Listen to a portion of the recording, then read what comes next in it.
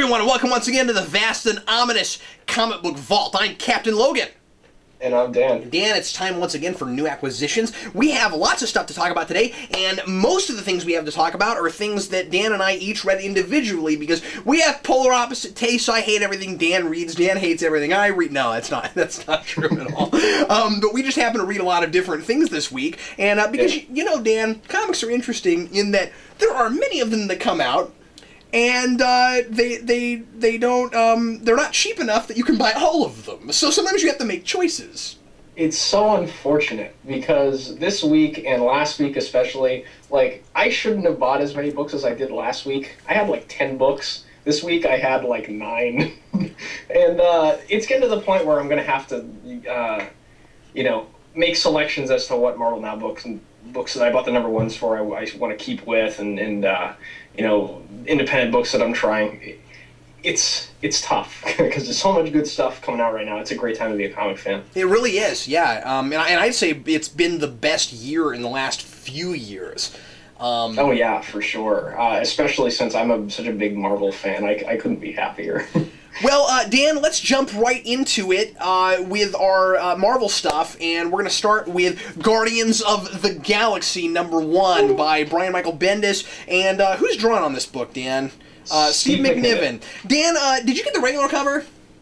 I did. Okay, that was the only one that they had at my store. They put out a bunch of variants, and they didn't have the regular cover when I went, so I got the I Am Groot cover. Yeah, I love the Scotty Young baby variants. Have you seen the Thanos one that they're doing for Thanos #1? No, I haven't. Awesome. Okay, it's Thanos on his chair with a Thanos balloon. I'll look for that. This is Rocket Raccoon trying to water Groot in a pot. That's which awesome. I just think is absolutely fantastic. So, Dan, you and I both really liked the .1, and this one is also centering really, really heavily on Star-Lord. What did you think of this? I thought this was fantastic. This reminded me sort of, the opening scene with Star-Lord and his father reminded me a lot of the scene with Kirk in the bar from the 2009 Star Trek film. I didn't know interesting. Yeah. If you thought of that at all, but I was just thinking, like, when Pike walks in and he's sort of like, sees him womanizing and doing all of these things that, aren't good for, someone who's supposed to be protecting the galaxy doing. I was just reminded of that, and I thought that was cool. I really like that they're still playing off the relationship between the father and son here, and how subtly manipulative the father can be that was son. That was a great dialogue scene where, like, you thought Star-Lord was, like, ahead of everything and knew what he was doing, and then by the end of the issue, we find out that he's really in over his head and naive about a lot of things, which makes the character really interesting and endearing in a fun sort of way. One of the things Bendis is doing in this book that I think is really smart is he is helping folks along, not only that have never read Guardians before, but that might not generally be into space and cosmic stuff. And by starting it in an Earth-centric place and very gradually allowing it to get out into the galaxy. He does that by having Star-Lord be initially from Earth. He's got that half-human thing that you and I always really jump onto with things like Star Trek, and he's also got Iron Man being a staple in this book, and I think that's going to help a lot of readers that might not have thought to read this to kind of anchor them a little bit, because it's somebody that they're used to looking at. And I don't think this book has to keep Iron Man forever. I think he can write him off after a few issues if he really wants to, but I think it helps to ground it in a reality that we're used to, even if you've especially if you've never read the series before, if you've never read any Guardians. Yeah, I definitely agree. Bendis gave us a good taste for, I think, all of the characters here except for maybe Groot, personality-wise, because he didn't really have all that much dialogue here, which I'm sure will come later. I don't even know if he's a character that talks, really, to be honest. Groot only says... Groot, as far as I know, only ever says, "I am Groot." And he's kind of their brute force guy. I honestly thought that Groot was one of the characters that was established the best, just because that's what he does. I mean, he's the guy they throw out to go attack something, and like he does that, so. Yeah, I just maybe that was the intent, and that just speaks to the point I was saying, that, like, I think just through, like, little scenes of dialogue here, like not even like big scenes where we're sitting down and being introduced to the characters like we did with Star-Lord in the Point One and the first couple of scenes here. Like we have a scene with Drax the Destroyer where he's talking about not leaving anybody behind, and he has this like warrior's honor thing going on, and you get that sense from him just from like a couple of panels of him talking. Bendis has really good voice for all these characters. I was really impressed with. From page one, he gets all of them. He's not taking any time to get to know the characters or anything. Yeah. It's like he's been writing these characters for years. Well, and he had the same thing with X-Men, and we're not used to seeing Bendis exactly. write X-Men, and then every time he's got a character, just like it's like he's been writing this guy for years. He's got that here, and with everything he's writing right now, how does he keep track of all these people and make sure? It's really brilliant. I really liked his take on Gamora a lot. I thought, and I thought that it was really kind of fun too that Star-Lord and his father have this kind of back and forth where they like Star-Lord doesn't like his father, they don't get along, and yet there's also a rapport between them, and we got that with how they were talking about Gamora, where it was like where they're arguing, but then every now and again he would say something about his father would say something disapprovingly about her, and he would say, "Are you jealous?" And he'd say, "Well, yes." And it was very clever. I loved that. Dan, I'm definitely going to keep on board this book. Me too. I never would have thought that I would be excited about a Guardians of the Galaxy book. I'm a huge Marvel fan. The first Guardians of the Galaxy comic I've ever read was the Point One, like I said before, and I am completely and utterly invested in all these characters just from 2 issues and the digital free chapters that he's done so far. The Drax's story and the Rocket Raccoon one. Both of them were great, and man, Bendis is just killing it on everything, man. Guardians is not something I've ever really read either. I own the entire first run, and I just haven't read it. But now I want to go back and read it and get to know these characters a little bit. And this is going to do very good things for the movie, I think. Because I think at least comic book fans are going to get more jazzed about this movie after they learn some of these characters. And I think Bendis is making a great case for these guys becoming mainstream, which it looks like is going to happen.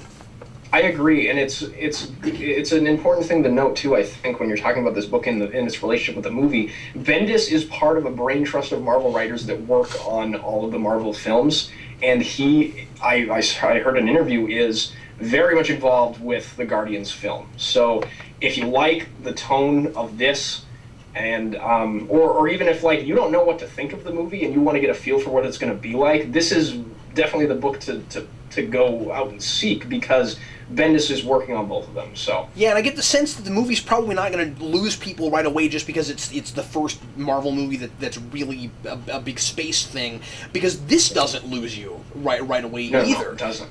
It makes sure and starts you in a place that you're already familiar with.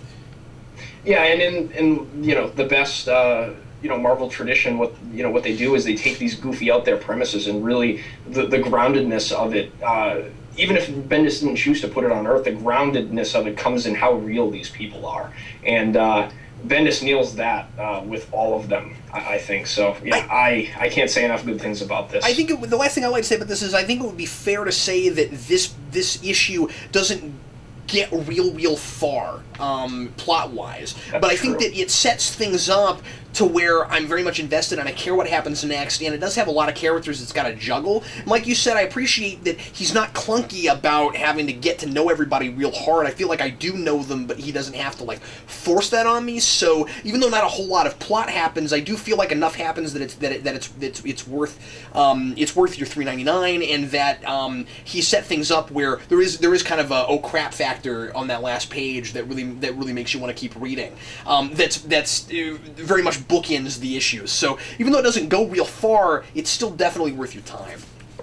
I agree 100%. Definitely pick it up if you don't have enough books to read already. Let's go ahead and move on now to Uncanny Avengers number 5. And now we're kind of dealing with some aftermath of what happened with the Red Skull stuff last issue, and really focusing harder on a couple characters that have been kind of here and there, but we haven't done a whole lot with yet. Suddenly Wolverine's got some screen time. He hasn't had a whole lot to do in this book, and we've got more stuff for Rogue to do all of a sudden. And finally, I'm starting to get more of a sense of why Captain America wanted Havoc to lead this team. What do you think, Dan? I loved everything about Havoc in this book. I loved he makes this really interesting point towards the end of the issue where he has this stance on the whole mutant thing that I had never really thought about before, and I don't think X-Men has ever really addressed before from what I've read, in that Alex is looking to promote the Xavier dream of equality, and by doing that, he wants to eliminate the word mutant from the collective vocabulary of society and just look at them as people. Like, someone says, "Oh, what do you want us to call you?" When he says to them, "You can call me Alex. That's my name." I really liked that. It made him so much more of an interesting character to me. The scenes with him and Rogue in the elevator here were really nice. Romantic tension in a way where it's not clunky and obvious. Like, you can tell there's a little bit of a spark between them, and it could go either way. It's not like Remender's like, they're definitely going to be in a relationship, look how obvious I'm projecting this. It's a small little moment, and I really liked that about it. He handles all of the interpersonal stuff with these characters really well, especially in this issue. And like you were saying that Wolverine and Rogue hadn't had a lot to do in the past few issues, and I agree that, like, in the past two they hadn't had much to do, and this is sort of a return to form, I think, from like the first couple issues where Rogue was having a lot of fighting with Scarlet Witch. Sure, she had a lot to do with Wolverine had the whole thing giving the sermon for Xavier, his death, saying that he failed him. Issue 1, I forgot about that. You're right. So I was glad to see them sort of have more to do. This is it's a slow sort of character issue for them, and it's a team-building one, too, because we do get some new members here, which is cool. And some obscure ones, too, like Sunfire. The last thing I saw him in was when I went back and read Giant Size X-Men #1, when the new team was introduced in '75. And when was the last time you saw Wonder Man in anything? Yeah. Yeah. I gotta say, Havoc... Not only, I completely agree with you, I was kind of taken aback by his stance at the end, and I suddenly liked him more than I ever have before. I've never been a Havoc guy, I've not read him a whole lot of stuff, and I suddenly have a lot of respect for what Remender decided to do with him, because his stance on this is what my stance is on this.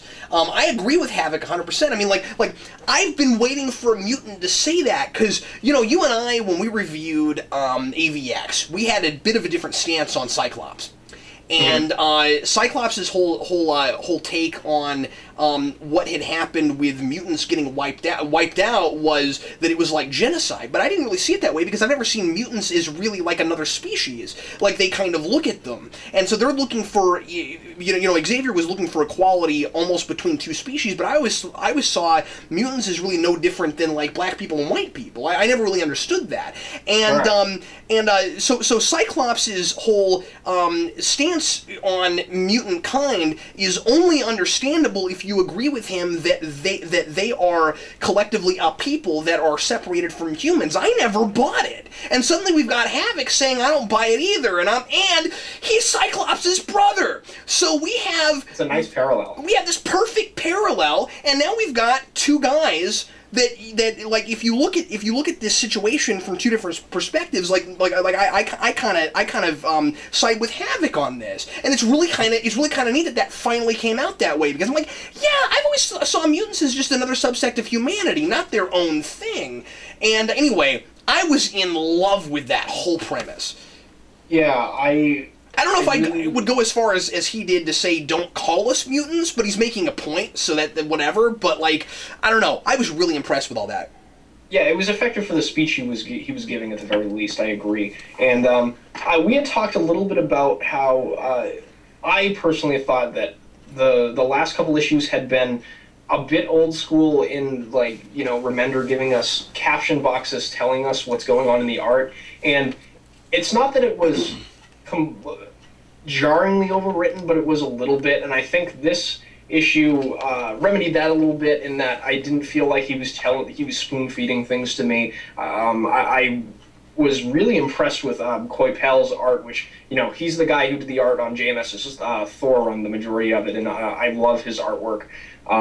But I was really impressed with how I'm not sure I've ever seen him handle an ensemble cast not like, he did some ABX art where he got to draw a lot of characters, but this is like real interpersonal team stuff. I've not really seen that from him before, and I was really impressed. He did a good job with the expression and everything in this book. I was thoroughly impressed.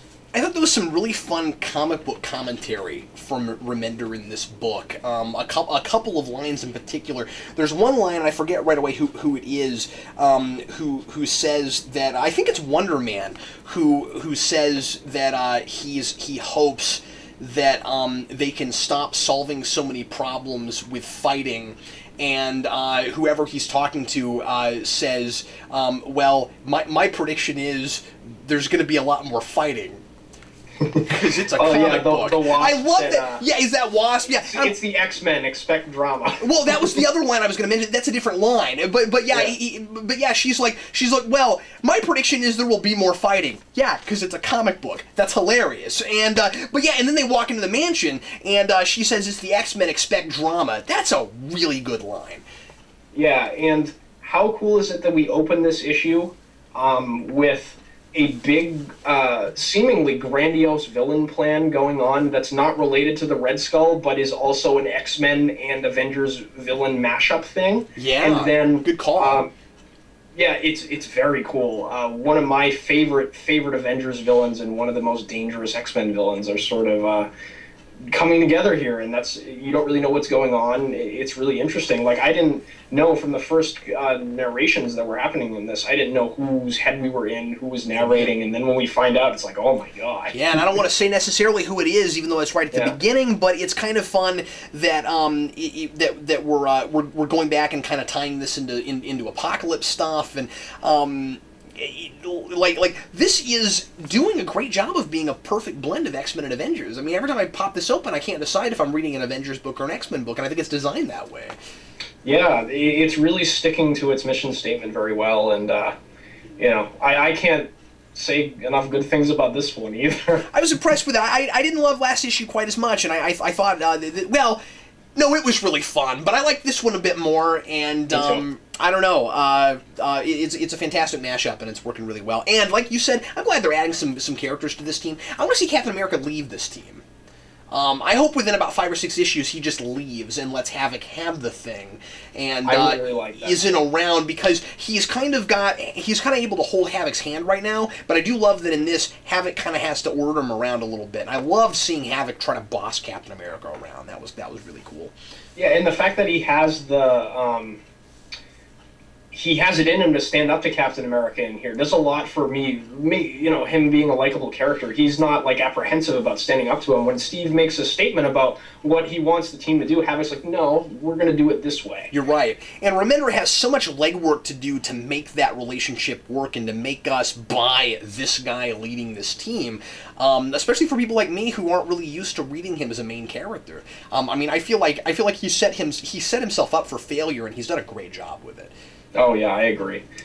Fantastic stuff. Let's move on now to Age of Ultron number 3, third week of Age of Ultron. These are coming out every week. We've got 8 weeks of this, and it'll be really interesting to see, Dan, how long it takes for this book to start feeling like it's moving in a direction. Because right now, the cliffhanger here at least isn't just Captain America sitting in a corner or standing up. So this purpose actually do something to further some sort of goal here. Yeah, so that's good. I'm still not super in love with this book. I'm getting a little bit more on board with it. What did you think, Dan? I thought it was really interesting that we're still being introduced to different sects of the heroes around I think this is pretty much all this takes place in the United States, just because that's where all the superheroes are located that, I know of that we've seen so far. But I think it's really interesting that we're seeing sects of them that are so broken up. Bendis is, I think, with the first 3 issues here, I don't know how it's going to go later, but like, he's really doing a lot of world building here and making this threat seem like a legitimate one, whether or not it's moving too slow for the reader's taste. That's left up to you as a personal thing. Personally, for me, I think it's moving a little slow, but I'm kind of willing to ride it out, or at least go through to the next issue because of the cliffhanger, and that we have Luke Cage and the heroes forming a plan here taking an action, doing something to try to beat Ultron here, and I don't know, like, Brian Hitch's art still looks pretty good. Did you like his art here? I thought the art was fine. I didn't really have any problem with it. Yeah. I mean, it's like I had said in our review of the first issue, I still think that Bendis and Hitch aren't the right match because Bendis is a dialogue guy and Hitch is a big action guy. Yeah. I agree with that. I feel like Hitch is here to draw big landscapes of busted up buildings. Like, I feel like that's why he's here. He's not doing a lot of action right now, but he's drawing things that he's drawing rubble after action happened that we weren't there to witness. I don't know. Dan, I don't know if you got this, but I just feel like, and maybe I'm alone in this, but I just feel like this versus something like this with Bendis is like night and day. I mean, like I feel like this isn't bad, but I feel like Bendis is stretching some here. I feel like he's going, I got 8 issues to make a story happen that doesn't really need 8 issues. That's how I'm feeling from this. I almost feel like this is actually 10 too. Is it 10? I thought it was 8. Oh, well, I thought it might be.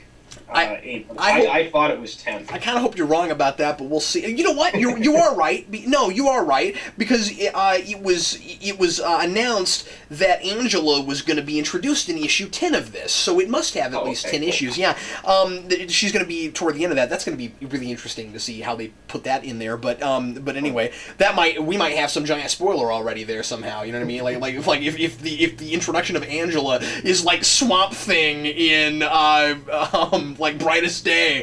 We didn't know the whole point of this was just to introduce a character, but there she is. Anyway, I don't know, Dan. A lot of this felt like it was like, how many pages can I stretch before I finally have like a plan come together? And a lot of this was really just people kind of speculating and arguing about things that I was sort of surprised weren't brought up in the first issue. Finally, somebody says, we blame Hank Pym for this. There's an entire page or two that's just who should we blame for this whole thing. It's just not really working for me. Just pacing wise, the actual plot, what's going on, is okay, but I feel like this could be, so far, we haven't got the whole thing, but I feel like it could be half of what it is. I mean, I feel like where we get at the end of this, we could have gotten at the end of issue 1. But again, that's just me. I get why you call it a pacing issue, just a taste issue, Dan, but I'm not real sure what I'm getting out of it being paced like this that I couldn't have gotten if it was shorter. That's all I'm saying. Right, exactly. And like you had said, I think all of the dialogue here works really well because it's Bendis, and I think a lot of the issues that he's touching on within like the Marvel universe and outside too, like the scapegoat conversation that you would mention, I think is an interesting commentary. Like, you know, when you have a big catastrophic situation like this, the first thing that people want to do is point fingers instead of coming up with a solution. And that's a really interesting place to take the characters, and I really like that the conversation of that was between Hawkeye and Captain America, right? Those are the two people that you want to have you want to have having that conversation. So I thought that was great. You know, I'm really invested in all the dialogue scenes here, but like you said, there's just weird scenes in here, like I've been saying, with all the little groups of superheroes where I'm not sure why they're there. Like all the stuff with Red Hulk, it's like, I guess maybe it'll come together eventually. Maybe that's just Bendis seeding things, and then maybe he's going to pull them all together at the end, and you know it'll be great. But just as reading this in issues, I'm kind of on the fence about it. I'm with you. I think it's a little slow. It very well could be like one of those things like you and I have reviewed so many times where we didn't care for it in issues, then we read it together and it all came together and it was fine, or awesome. So we'll see. It'll be interesting. But I would say that if you read the first issue and you haven't continued with it, or you weren't sure about it, you might want to wait until it's in trade or until it's all finished and buy it digital or something. If you're on the fence about it like we are. I think 3 issues in, I'm going to write it out. But right, and you know, I think most of the event books read better together anyway. So yeah, generally speaking, they do. Yeah, sure. So yeah, I don't want to put a big verdict on this. This might be great when it's done, but just right now, I have my reservations. Well, Dan, Yeah, let's go on now to solo stuff, and I'm going to start us off with Deadpool Killustrated number 3 by Cullen Bunn, with art by, who is the artist in this? Penciler is Matteo Loli, who I don't really know besides this book, but I'm liking it. And so in this issue, by the way, so far, this is just getting better and better. And I had my reservations about the first issue just because I wasn't sure how well it was mixing with the previous book, Deadpool Kills the Marvel Universe, but looking at this as its own thing and as it goes along, I'm really having a good time with this. I'm just digging this more and more. What we get mostly from this issue is Deadpool once again going around killing more people from different books, but we get more classics in this than we've had almost in the first 2 issues combined. We go everywhere in this issue, and it's fantastic. I mean, we see Frankenstein, we see Nemo, we see one thing I didn't expect to see was Jungle Book. That's awesome. We get Deadpool versus Mowgli and Shere Khan, and it's great.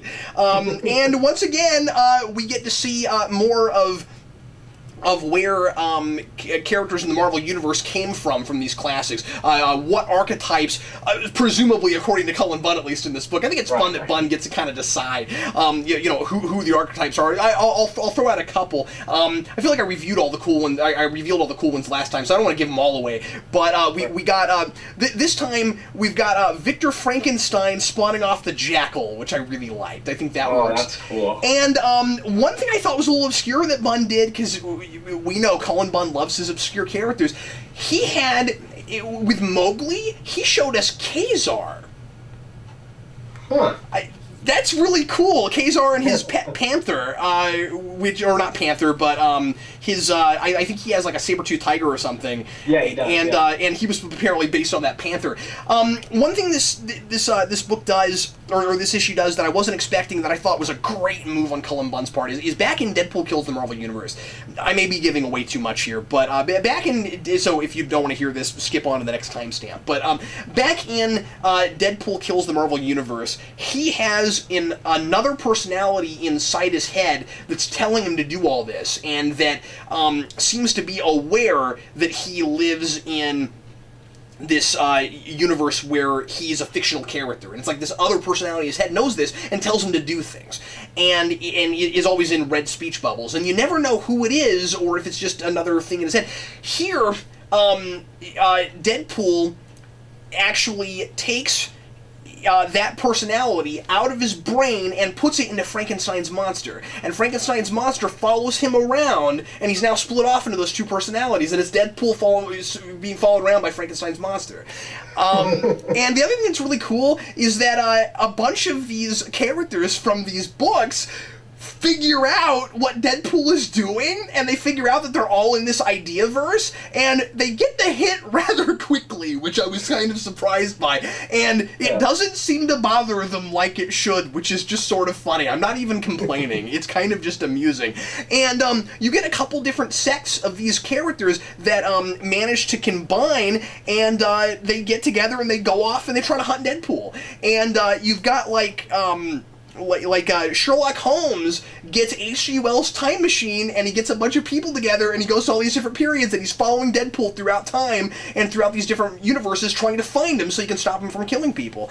And that sounds awesome. This is really fun, and if you're not reading this and you like fun, crazy, silly things, you should read it, because it's not only funny and silly, but it's also surprisingly smart, and I'm really enjoying it.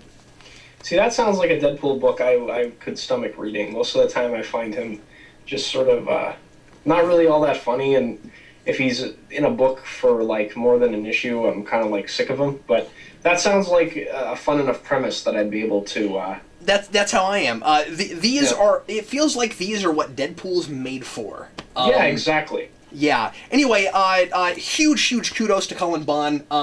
Read this. What a great book. Go ahead, Dan. I'm going to talk about Morbius, the Living Vampire, number 3. This is by Joe Keatage, and who's the artist on this? Elson is the last name. The credits aren't on the first page. So this issue is continuing the plot from issue 2, where Morbius had bit this really scumbag leader of a gang that sort of has this stranglehold on Brownsville, which is the part of New York that Morbius is sort of hoboing around in. And he met this like group of fellow hobos and like this kid who had been taken in by the gang. And Morbius went to go like get the kid because he had been kidnapped by the gang leader and was going to sort of initiate him. And he bit the guy during the fight they were in, and Morbius is sort of in this issue having to reconcile the fact that he wants to help people, but he always ends up like screwing it up and making things worse for them, because now that the gang leader has been bitten and is dying, his girlfriend is going to go out and kill all of the people that were involved in trying to rescue the kid, which are his friends, their families, all of that sort of thing. It's sort of interesting seeing Morbius have to like deal with the fact that, no matter how much good he tries to do, he always ends up like, bringing bad things into people's lives. But I don't know, the whole premise of Morbius being a hobo is sort of not really that interesting to me. But it's funny every time you say it. Yeah. I mean, it's kind of a fun premise, like, just seeing Morbius like we see here with, like, a sweatshirt being, like, all urban and stuff, I guess. That is actually Morbius on the cover. Yeah, it is. Okay. All right. I wouldn't have been able to tell you that, just looking at it. Yeah, I mean, it's a book I'm sort of teetering on the edge of. I tried it, obviously, because I'm a big Spider-Man fan. I like Morbius as a villain. I'm just not so sure if I'm going to be invested in reading a book about him as the protagonist moving forward. So I'm probably going to ride this out through the first arc and then decide whether or not I'm going to drop it. So it's sort of a lukewarm recommendation for me. It's well done. It's well drawn. I just don't find Morbius as a protagonist to be all that intriguing. So. Fair enough. That's what I was worried about with that book, which is why I didn't jump on it. Yeah. I'm going to go on now to Batman Incorporated number 9, and this is the, obviously it's got the Requiem tag at the bottom, so this is the Batman Inc. issue that is right after Damian Wayne's death, and this, unlike some of the other books, of course, is actually dealing with, Damian Wayne himself, because that's where he died, and this is all about that. Boy, there's a lot of really interesting in this issue. I liked this one a lot, and I've been a little bit on the fence about this book. It's like every other issue I just love, and then every other then the issues in between I'm like, yeah, it's okay. I liked the last one a lot. I like this one better. So now I'm in a good place with this book. There is a really cool juxtaposition here between two characters and dealing with loss, and one is a hero and one is a sidekick. So you have Batman dealing with the loss of Damian Wayne, and you have Squire dealing with the loss of Knight. Knight got killed off a couple issues ago, which I think is really interesting because I think that it kind of helps sideswipe everybody from not expecting the death of Damian Wayne, because we just killed off a major character in this book. I mean, Knight and Squire, especially since the beginning of Batman Incorporated, have been a bigger deal. And, they got their own miniseries. They had a 5 or 6 issue miniseries. I read it. It's really funny. It's really good. And I got to really like those characters. So Knight was a character I was invested in. I was sad to see him die. And what you see here is not only the juxtaposition of two characters dealing with the loss of one a mentor and one his son and protege, but you're also dealing with with how their respective societies and governments handle that. And with Knight and Squire are considered like in this, or considered like the best thing that ever happened to Britain. So like Squire, Knight gets like almost a royal burial, and it's a big deal, and everybody's really upset about it, and it's like this huge important moment for Britain. And then you go over to Batman, and right after Damian Wayne dies, and with everything that's been going on with Leviathan, not that this is a direct result of the death of Damian Wayne, but it does coincide with it, and it makes sense. It's not contrived. I won't go into it, but it makes sense that it happens when it does, because of what Leviathan has been doing directly because of Batman Incorporated. At the time Damian Wayne dies, the United States and Gotham City specifically declare Batman Incorporated an illegal organization, and they tell Bruce Wayne that he can no longer be affiliated with Batman Incorporated. He's going to be investigated. The Batman symbol is not allowed to be used on anything for official. And there's this great moment where Gordon is standing there at the press conference where this is announced, and he's got a little Batman pin on his lapel, and he's got to turn it so that nobody can see it. Can see that he's wearing it. And there's a lot of other scary things going on with Leviathan. I won't go into the guy who kills Damian Wayne and how that all fits in with Talia, except to say that Talia didn't order Damian Wayne's death, and that she is actually very angry that the person that works for her that did that is did it without her order. But I want people to read it for themselves to see exactly who he is and what or as much as we're given about him, because I don't want to spoil all of that. But anyway, there's a lot of politics in this book, and there's a lot of sad in this book. There's a lot of dealing with loss and grief and how that connects to also public perceptions of famous people, and not just famous people, but people that are in the public eye and are huge major community leaders and that sort of thing. This was absolutely excellent and heart-wrenching and sad, and there's a lot of heart in this book. That's really interesting that Morrison chose specifically to focus on Britain and America and have some sort of commentary about how they deal with the deaths of major famous icons, because he's so involved with both cultures, because he works for an American comic book company and he hails from Britain. That's a good point. That's a really interesting thing for him to put in the book. I like that idea a lot. I'm actually sort of inclined to pick the issue up, and that fits into the whole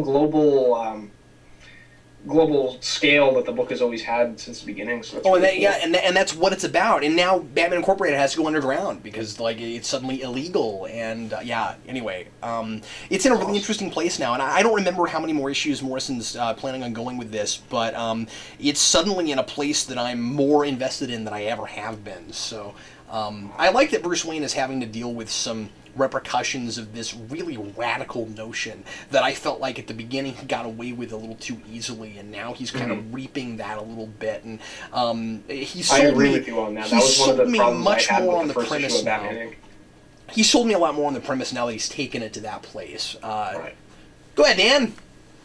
The next book I have is Scarlet Spider number 15. This is Chris Yost and Coy Palm, as it has been since Stegman left the book. And we're continuing here with the other stuff. The thought to be previously retconned JMS crossover thing that connected Spider-Man to this mystical stuff. And I guess Peter Parker's the only one that doesn't have to deal with this because I don't know. But this story specifically is pretty cool.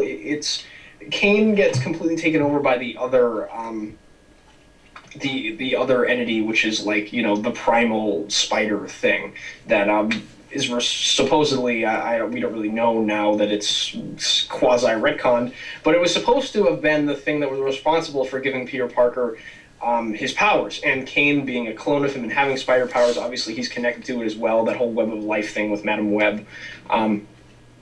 So we have that going on here where Kane's completely taken over by it, and it's a nice parallel with what he had been dealing with before, because he's the guy that has this dark past. He had been a killer, and he always wonders whether or not that's just intrinsically in him now because he's been doing it for so long and he had such a screwed up life and he's a failed experiment and all that. And having him being taken over by this spider entity sort of it doesn't confirm that, but it makes it all that much more of a glaring thing that maybe this is just what he is and he's not able to escape it. And we have that juxtaposed with these scenes of the girl that he had met up in the first issue that had hints at a dark past, and we get more clues as to what she's exactly done. And it looks at by the end of the issue that Kane may have even been furthering some sort of larger evil scheme unknowingly. And we have his version of the Sinister Six forming at the end of the issue, which is really cool. And we're going to get to see them come in. So I'm actually really excited about this book moving forward. Are they all super obscure, or anybody you'd recognize? They're super obscure. Most of them are new villains. Oh, wow. Neat. Okay, cool. Yeah, because this takes place in Houston, so they're not even anywhere near New York. Wow. So most of these villains are new. Some of them are villains that had been introduced previously in the book. Okay. But most of them are just unique creations to this book, which is really cool. So, yeah, I'm going to recommend this one. I've been recommending this book since it started. It's just been a really good issue-to-issue, serialized storytelling about a guy dealing with everyday sort of problems. And, that's what Spider-Man's supposed to be. It's not really like that anymore, but this book is, and I like that about it. I'm going to go ahead and talk about Batman The Dark Knight, number 18, and this is a book that, this arc I have really, really been loving. I was on the fence for a long time about whether or not I wanted to keep on this book, and every time it would come out, I'd go ahead and pick it up and read it, and then I'd pick it up again, and I hadn't put it on my pull list for a long time. It's on my pull list now, and it's staying there. This is this Mad Hatter arc that's been going on, that it's still not quite finished by the end of this. Mad Hatter is... Oh, I think maybe we're going to be at the end of the next issue, and I think in Mad Hatter we're getting his origin, and it's making more and more sense as it goes along. What we get about Mad Hatter now is this notion that the reason he is as small as he is and as much of a weakling as he is because he has a deficiency of testosterone. And when he was a kid, he was taken to a doctor, and a doctor told him that he could get this pill that would give him more testosterone, but it might that would fix that deficiency, but it would also have side effects. One of which being, of course, that it would possibly make him insane, and that it would increase his rage and his tendency to get angry, and that's the reason Mad Hatter became Mad Hatter, or at least a lot of it. Now, what's cool is before the issue before this, we got why he became more of why he became Mad Hatter, why the motif, but now we're getting a little bit more of why he had that insecurity and all that kind of stuff. And I'm glad that it isn't just like something accidental happens to him, turns him insane. He made a choice knowing that that might happen, and then he gets there. I think it works really well. I'm pretty impressed with it. It also it also makes some of the problems I had with him last issue a little bit moot, and he's not the Mad Hatter I'm used to, but at least Hurwitz is making a better case for it. Remember last issue I was saying I was kind of annoyed that Mad Hatter had the ability to, like, grab somebody's head and turn it and break their neck and that kind of thing. We see him kind of eviscerate people in this issue too, and knowing how he got this way, it makes a little bit more sense. I still feel like he shouldn't have the kind of strength to do what he's doing because he hasn't stopped being a weakling. He's just a little bit, more quick to get crazy angry. Yeah.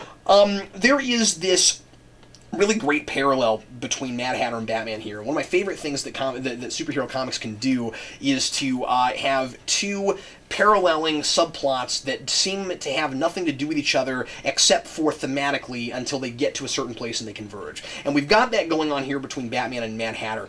Finally, there is a major development. I don't want to give it away, but it made me stand up, throw the book down, and almost applaud. I was really happy with it. Wow, that's awesome. And I don't know how I got that invested in this book. This is I'm sure most people would kind of consider somewhat of a minor book, but there's the girl that that Bruce Wayne has been dating, broke up with him a couple issues ago, and he's been trying he really wants to get her back, and she left him for that classic reason that he wouldn't let her in, and it wasn't so much about telling her that he was Batman so much as just she let him in completely, and he wasn't doing that, and she's not a second wheel kind of person. She's like really independent, and we talked about this. I told you about her last time. Right. There was a huge development with that, and I won't tell you how Bruce Wayne deals with it, but it's really cool, and I've never seen it before. And all I'll say is it's not like how they dealt with Vicky Vale in '89. It's really cool, and I was very excited with it. That's juxtaposed, that's paralleled by Mad Hatter, trying to get his old wannabe flame from high school, Alice, back. Oh, of course. And yeah. he goes and finds her. He finds the real Alice. He finds her. And she's now, of course, a lot older, and she's not how he remembers her. And she's got this sad kind of home life where she's really homely looking. She's put on a lot of weight. She's doing laundry and smoking a cigarette. She's unhappy. She's married, but she and her husband don't get along. That kind of thing. And all of this is Mad Hatter trying to rekindle that perfect moment, and that he thinks he had with her, and when they were in school, and he remembers it a certain way, and maybe it wasn't quite that way. And it's that kind of thing where you're trying to get back that perfect thing, and if you remember it as perfect and you're trying to get it back, you'll never get it back, and that's what makes him dangerous. I was really impressed with this issue. It was really good. Yeah, I was going to say, I really like that pill thing that you were talking about, because it sort of echoes the reason why the phrase Mad Hatter originally came about, where like people that made hats had to use mercury to make the hats, and that's what eventually drove them insane. It was their profession, something that they I were didn't even like know a lot that. of the time it was an apprenticeship thing where like you were born into that. Yeah. And he has the same sort of thing. He was born with that condition, and that was the only way he could get out. And of course, his dad is a hatter, and so that's in there too. But, Yes. But I don't know but the mercury thing's not, and so that kind of takes. I didn't know that. That's. I'm glad you mentioned that.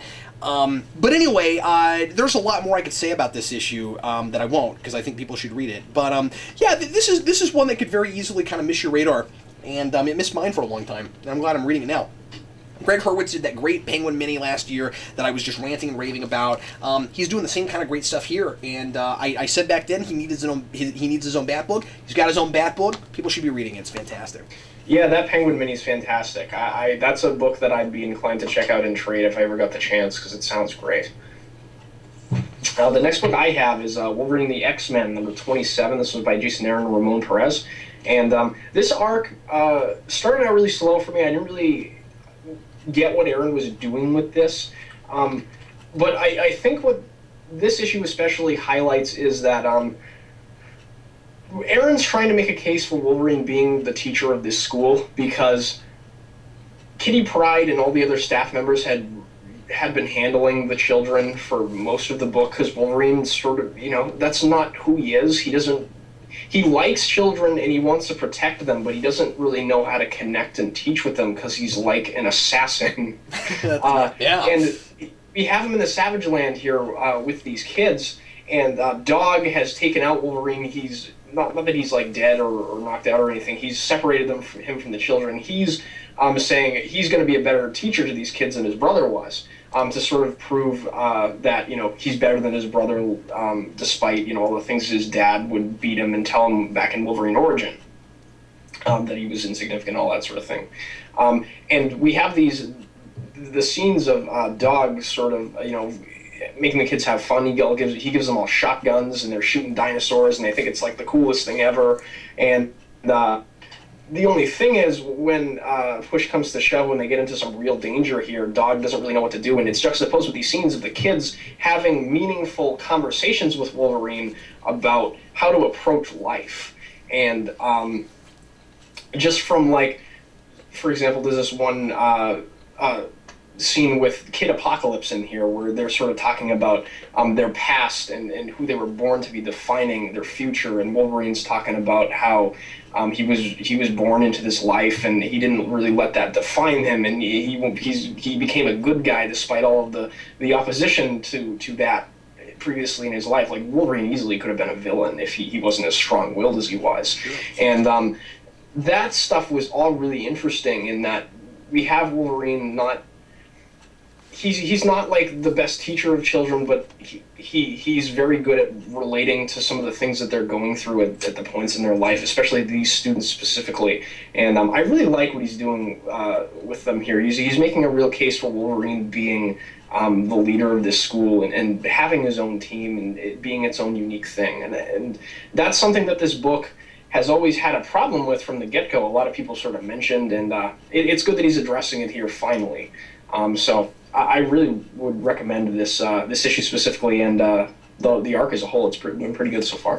Yeah, I'm glad he's doing that too. It's probably a little bit late for a lot of people, because I mean the idea that he's addressing, Wolverine is running a school and he wouldn't be good at that.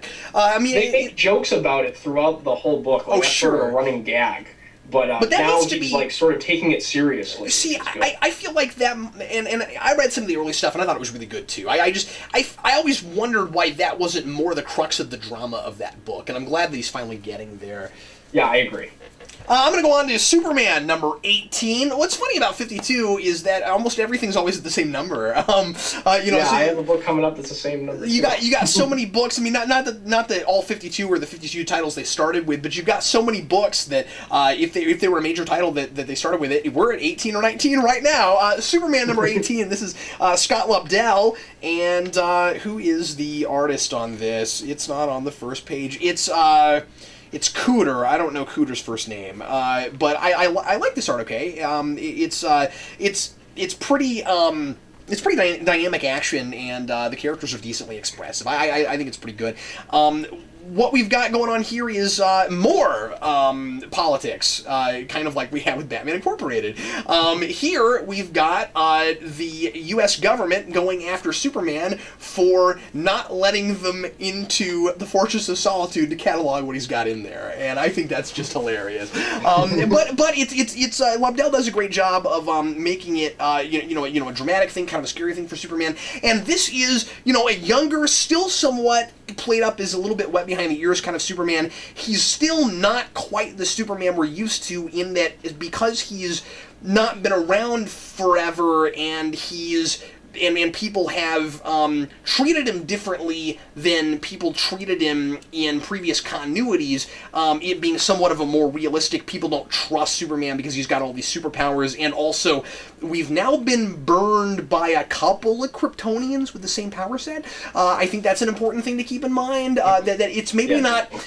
not too ultra realistic when we have the case made of, well, we had a couple others that went that way, and we just got done with Hell on Earth, and Hell was that way, and everybody knows now we had this Kryptonian that tried to blow up Earth to save his planet. So people are going after the Forces of Solitude. They want to know what Superman is hiding in there, because he is hiding things in there. And he's what I was going to say is he's just not very good at diplomacy right now. And there's a place where I forget who it is, if it was Perry White or if it was Morgan Edge is in this. Morgan Edge owns WGBS in this, and they did a deal with him in the first arc, I think. They brought a lot of these older characters back. He's in this, Cat Grant's in this. We got a lot of these old characters that have really come back in the forefront of Superman.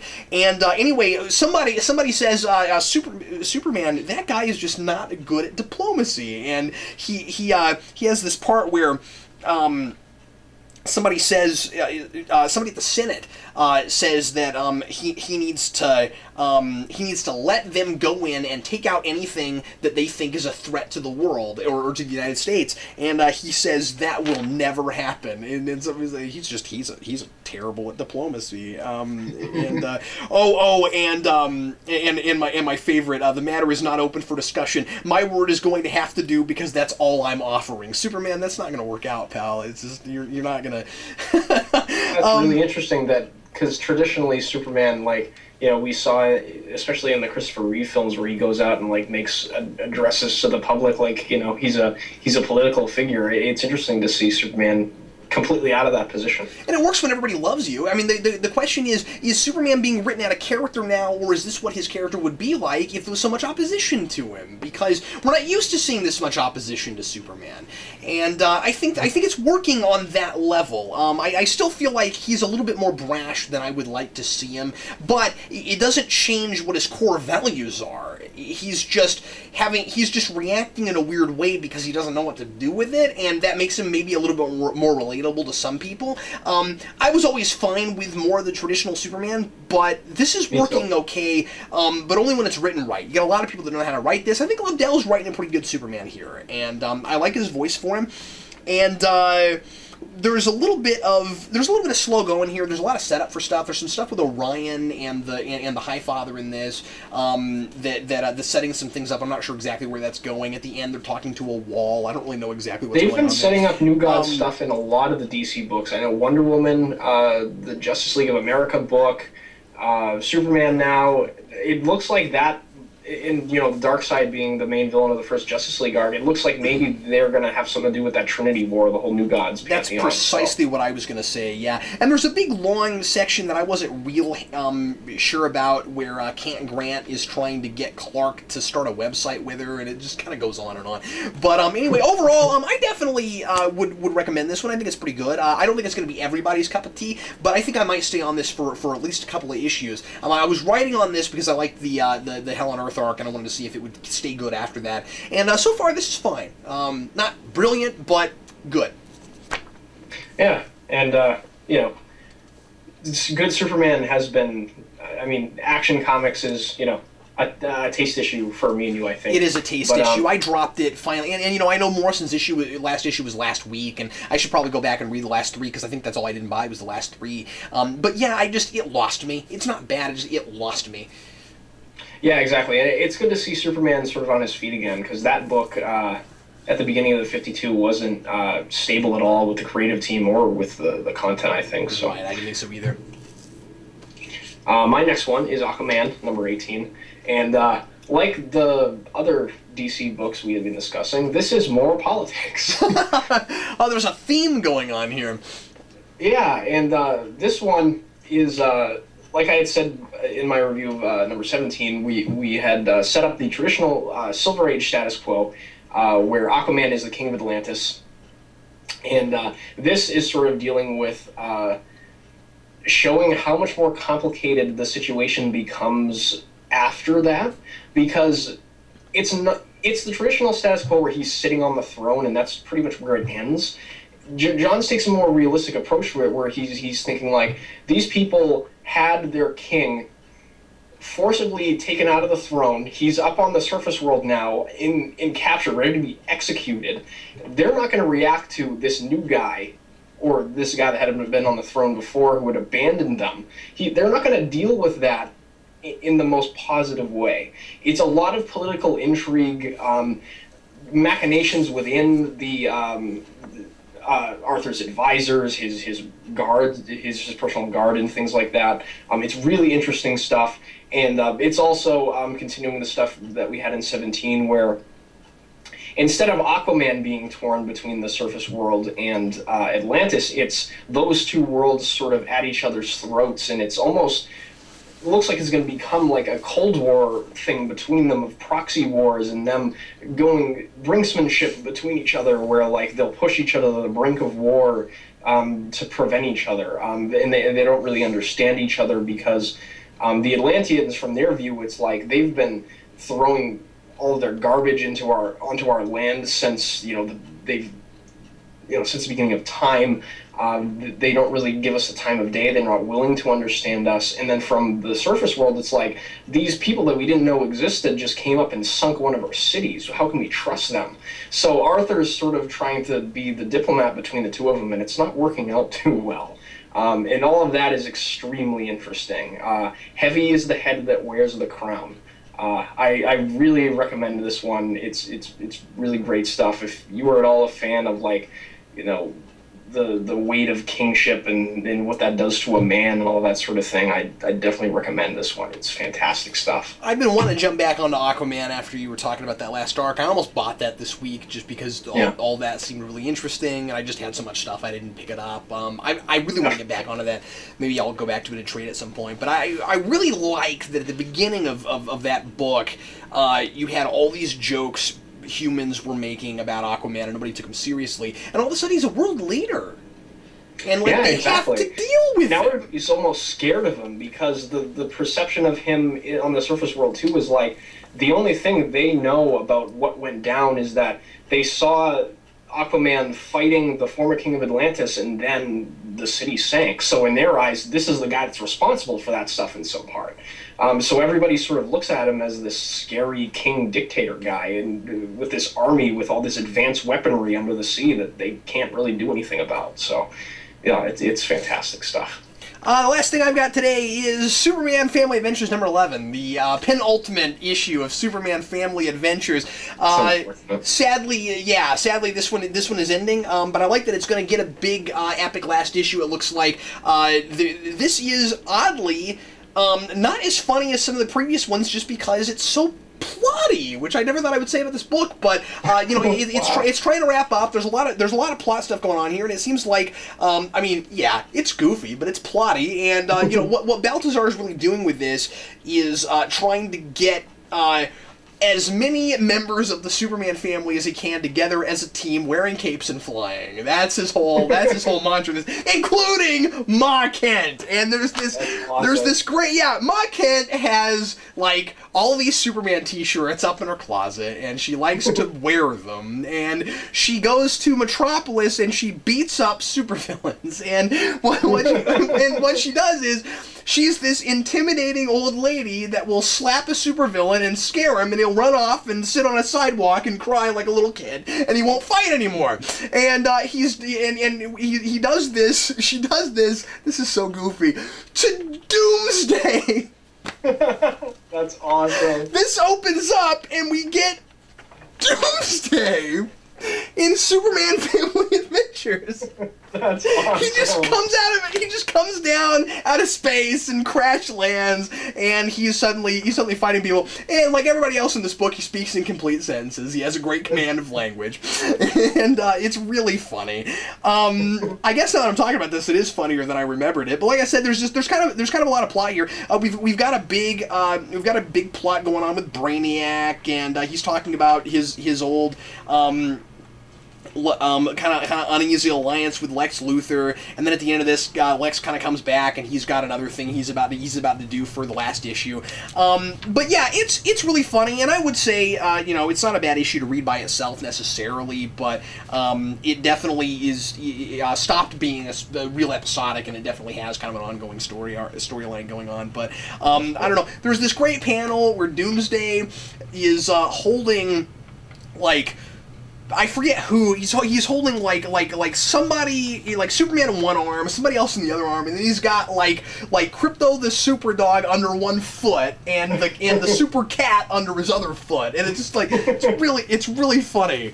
I liked that he had the green suit from Death of Superman on when he first appeared. Yeah, that was cool, huh? he wears the no, this is the panel. I don't know why. I just think this is a really funny panel.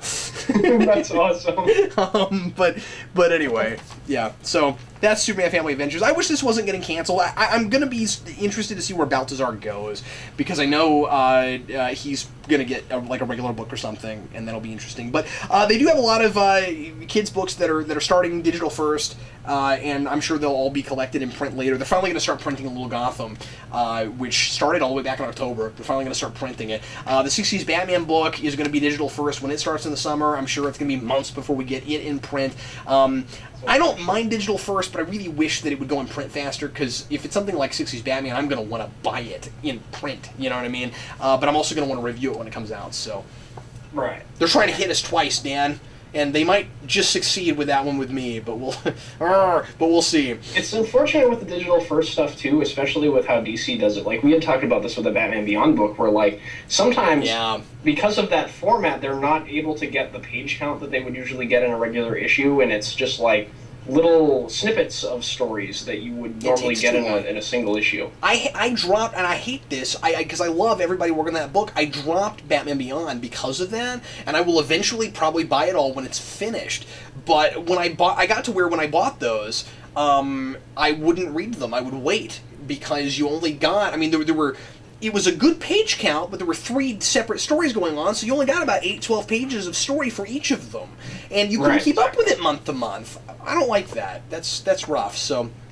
I agree with you. That's not something that I would want to be. I don't want to read buying. it month to month. I'll read it eventually when it's all collected. But I Right, have exactly. heard, and I don't know if this is true. So somebody correct me if you've read differently. What I've read is that they're going to collect those individually in trades. So Batman Beyond will be collected separately from Superman Beyond and from Justice League Beyond, and that's good if that's how they do it.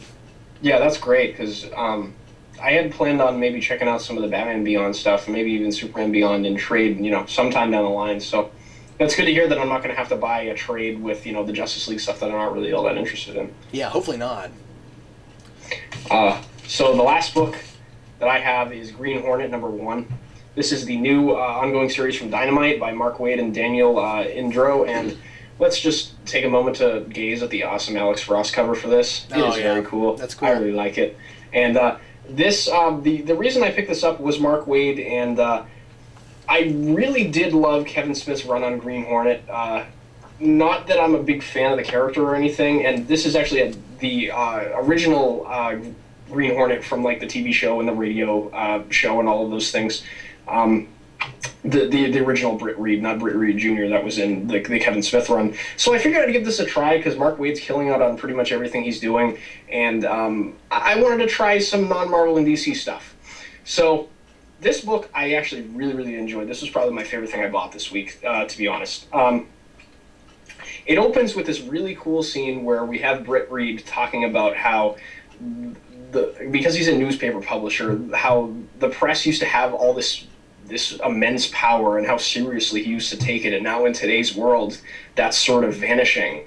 And Waid makes this really interesting thing with him where Britt Reed as a character is the character from the time that he was created, but the world has changed, and he doesn't really know how to reconcile that, and he's going to have to change the way he operates as a newspaper reporter and as the Green Hornet.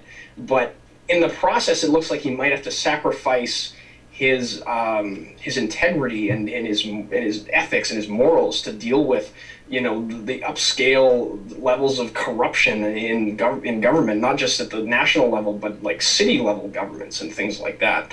It's really interesting stuff. He gives us all that along with giving a great introduction to who these characters are. We get some cool scenes with like you learn why the Green Hornet has a moniker and a name and why Kato is just that's his name. Oh, that's cool. He doesn't really have a masked identity. He's just him, which is really interesting and tells you a lot about his character. I can't say enough good things about this book. If you're looking for a non-Marvel and DC superhero book, this is the one you'd be reading. It's fantastic. I really liked it, and I'm really inclined to pick up the second issue. The art is really clean and classic looking, perfect for this book. But it's sort of dirty too, in that pulpy, urban sort of way, which is good for Green Hornet. I don't know, like I'm not the biggest fan of Green Hornet just because I haven't. I'm not a big fan of the TV show because I just haven't seen it. I haven't read any of a ton of the comics. I'm not a big fan of the radio shows, but I really liked this. The characters were really interesting, and it's Mark Waid. I'm willing to give anything that he does a shot moving forward. So I'd recommend this. This was great stuff. Well, now, Dan, just before we finish up, I want to do something we haven't done before that we're going to start doing that I didn't even tell you about before we started the show. Oh, sure, yeah. But I think you just gave yours away. But I want to start doing the Cap and Dan picks of the week, and I want to start ending the show off with what we think is, if you buy nothing else this week, the book you should buy.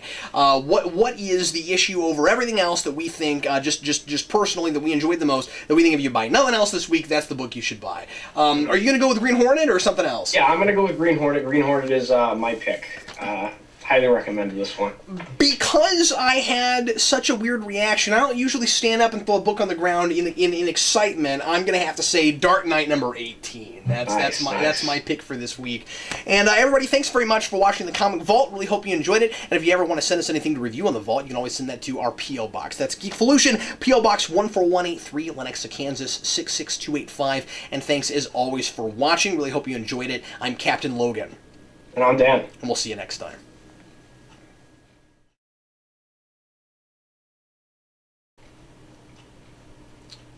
What is the show? Okay.